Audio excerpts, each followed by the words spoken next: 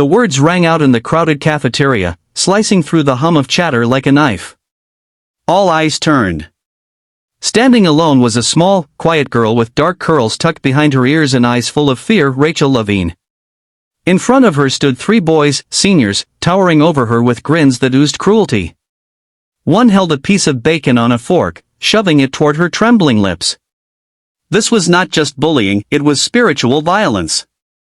Rachel had transferred to St. Augustine High, a mostly Christian school in a small southern town.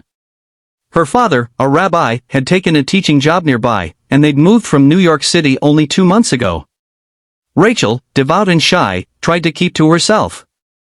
She wore a Star of David around her neck, tucked beneath her shirt. But kids noticed.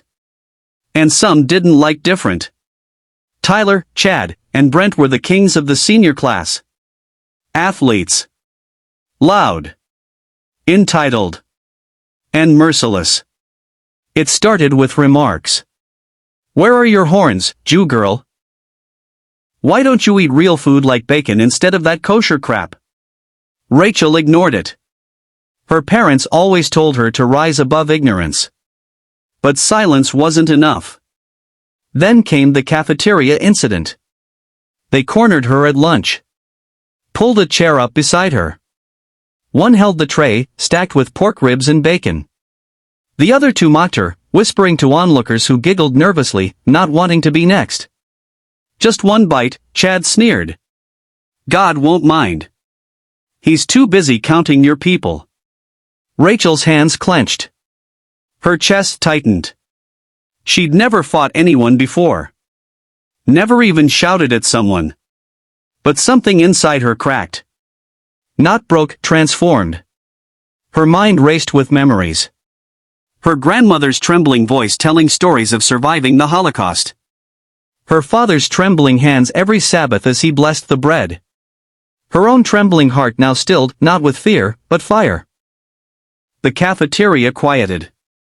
Rachel stood. She looked Tyler dead in the eye, the one holding the bacon. "You want me to eat that?" Her voice was calm.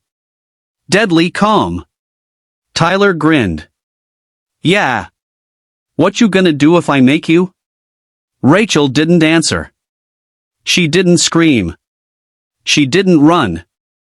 She punched him. A single strike. Fast. Solid. Years of self-defense classes her mother made her take finally meant something. His nose cracked. He dropped like a sack of bricks. Blood everywhere. Brent lunged at her. Big mistake. She sidestepped, like her Krav Maga instructor taught her. Elbow to his gut. Knee to his jaw. 2 down. Chad tried to grab her arm from behind. And he got flipped over a cafeteria table, landing flat on his back, gasping for air. It was chaos. Teachers ran in. Students screamed. Phones recorded. Rachel just stood there, breathing heavy, eyes blazing. For once, everyone saw her, not as that Jewish girl, but as a warrior. The fallout was instant.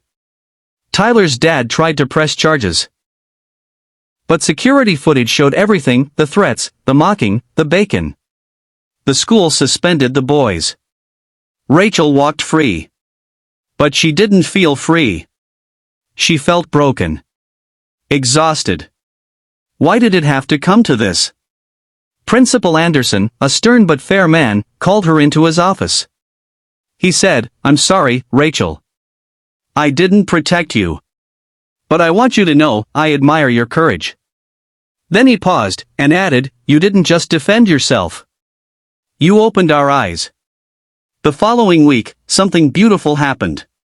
In the same cafeteria where she was humiliated, a group of students, Christians, Muslims, Hindus, and atheists stood and refused to eat until the school addressed bullying and religious intolerance. Rachel didn't ask for a movement.